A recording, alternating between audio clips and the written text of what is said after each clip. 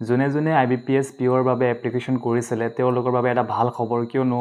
তেওঁলোকৰ এডমিট কাৰ্ডৰ ডাউনলোড লিংকটো এক্টিভেট কৰি দিয়া হৈছে তো আপোনালোকে যদি ডাউনলোড কৰা নাই তো ভিডিঅ'টো সম্পূৰ্ণকৈ চাই থাকিব নমস্কাৰ মই অৰূপ আৰু আপোনালোকে চাই আছে অসম তথ্য যদি আপোনালোকে আমাৰ চেনেলটো প্ৰথমবাৰৰ বাবে আহিছে তেনে চেনেলটো ছাবস্ক্ৰাইব কৰি ল'ব আৰু ইয়াৰ যোনটো ভেকেন্সি প্ৰায় 4000 ওলাইছে আৰু ইয়াৰ যোনখন এডমিট কাৰ্ড তাৰ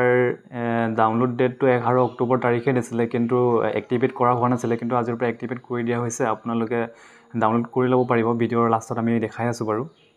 তো ইয়াৰ যোনটো সিলেকশ্যন প্ৰচেছ আছে এইটো তিনিটা প্ৰচেছত হ'ব এটা হ'ব প্ৰিলিমছ আৰু এটা মেইনছ আৰু নেক্সট হ'ব ইণ্টাৰভিউ আৰু ইয়াৰ যোনটো এক্সাম ডেট হয় এইটো আপোনাৰ 19 অক্টোবৰৰ পৰা 20 অক্টোবৰলৈকে দুদিন হ'ব আৰু এক্সামৰ শিফ্টটো 4টা শিফ্টত হ'ব প্ৰথম শিফ্টটো আপোনাৰ 8টা বজাৰ পৰা ৰিপৰ্টিং হ'ব আৰু সেকেন্ড শিফ্টটো আপোনাৰ 10:30টা বজাৰ পৰা ৰিপৰ্টিং হ'ব আৰু থাৰ্ড শিফ্টটো আপোনাৰ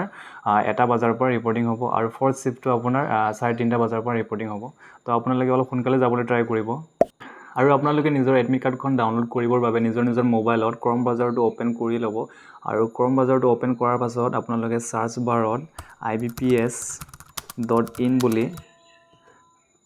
সাৰ্চ কৰি দিব আৰু সাৰ্চ কৰাৰ পাছত ইয়াতে যোনটো IBPSৰ অফিচিয়েল ৱেবছাইট আছে সেইটো ইয়াতে ওপেন হৈ যাব ওপেন হোৱাৰ পাছত আপোনালোকে যোনটো ৰিসেন্ট আপডেটত যোনটো প্ৰথম লিখিছে CRP POMT এনেকা লিখিছে যোনটো পোষ্ট 11 অক্টোবৰ তাৰিখে পোষ্ট কৰিছিলে তো সেইটো লিংকত ক্লিক কৰি দিব সেইটো লিংক ক্লিক কৰাৰ পাছত যোনটো আপোনালোকৰ প্ৰথম 11 অক্টোবৰ 2024 বুলি আছে তাতে ক্লিক কৰি দিব আৰু ইয়াতে ক্লিক কৰাৰ পাছত নেক্সট আপোনালোকৰ ইয়াতে ৰেজিষ্ট্ৰেশ্যন নাম্বাৰ বা ৰুল নাম্বাৰ ইয়াতে টাইপ কৰিব আছে ইয়াতে শুদ্ধকৈ আপোনালোকৰ